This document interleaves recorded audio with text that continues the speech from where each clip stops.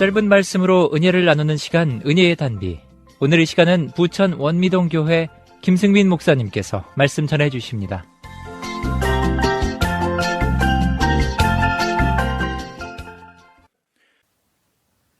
의를 위하여 박해를 받은 자는 복이 있나니 천국이 그들의 것임이라. 이 말씀을 여러분 다 기억하고 계시죠? 어디에 있는 말씀이죠? 예수님께서 산에 올라가서 제자들에게 가르치신 산상수훈에 있는 팔복의 내용입니다. 여러분은 이 말씀이 사실로 믿어지고 있습니까? 사실로 믿어진다고 한다면 여러분 핍박을 즐길 수 있겠습니까? TV 광고 카피를 보면 아주 도발적인 광고 내용들이 참 많습니다. 예전에 이런 광고를 들은 적이 있습니다. 난 유혹에 빠지고 싶어요. 유혹을 자신 안에 있는 또 다른 가능성의 표현이라고 이야기하는 것 같습니다. 이 세상에서 아마 자원에서 핍박받기를 원하는 사람은 아무도 없을 것입니다. 또 유혹에 빠지기를 원하는 사람도 없을 것입니다. 그렇다고 한다면 그리스도인들은 핍박과 유혹 중에서 어느 것이 더 견디기가 쉽겠습니까?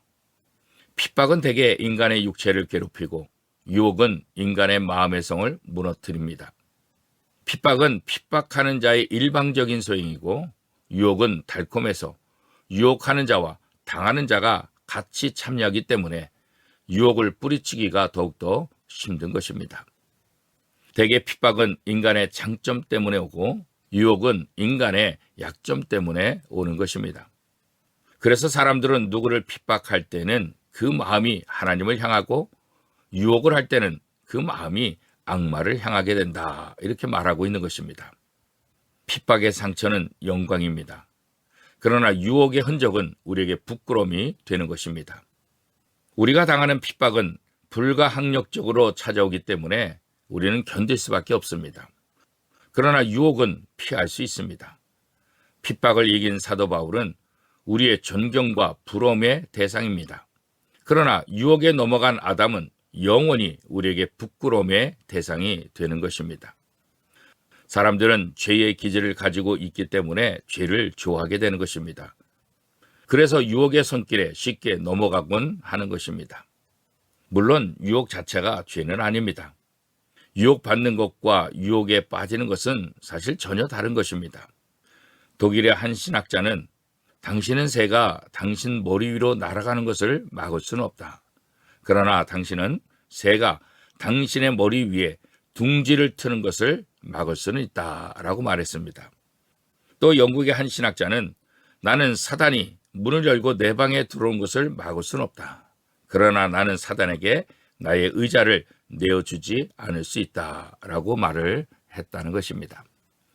우리의 의지가 얼마나 중요한지를 다시 한번 이야기해주고 있는 거죠. 남미에서 서식하고 있는 독사는 모든 뱀 중에서 가장 무서운데 맹독을 갖고 있다고 합니다. 뿐만 아니라 크기도 아주 크게 자라고 또 굉장히 공격적이라고 합니다. 그 독사의 독은 해독제가 없다고 합니다. 불행하게도 그 독사에 물린 사람은 20분 이상을 살지 못한다고 합니다. 왜냐하면 피가 부패되기 때문입니다. 그런데 그 뱀은 너무나 아름다워서 햇빛 아래서는 살아있는 무지개처럼 아름답게 드러난다고 합니다. 유혹은 저와 여러분의 약점을 끌어들일 것입니다. 그렇기 때문에 유혹은 피해야 하는 것입니다. 그래서 사도 바울은 악은 어떤 모양이라도 버리라 라고 권면하고 있는 것입니다. 호세아 4장 15절 말씀입니다. 이스라엘은 완강한 암소처럼 완강하니 이제 여호와께서 어린 양을 넓은 들에서 먹인같이 그들을 먹이시겠느냐? 호세아에서 이스라엘 백성들의 모습을 길들이지 않은 암소로 곱비 풀린 소가 풀밭에서 미친 듯 날뛰는 것으로 표현하고 있는 것입니다. 이처럼 이스라엘 백성들은 제어하기가 힘들고 고분고분하지 않으며 불순종하고 있다는 것입니다.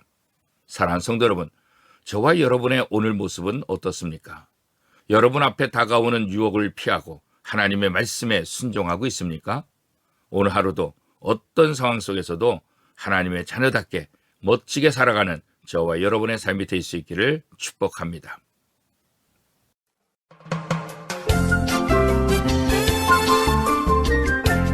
은혜의 단비 지금까지 부천 원미동교회 김승민 목사님께서 말씀 전해주셨습니다. 오늘 말씀 들으시고 신앙생활에 도움받기 원하시는 분은 032-657-2323 부천 원미동교회로 연락하시기 바랍니다.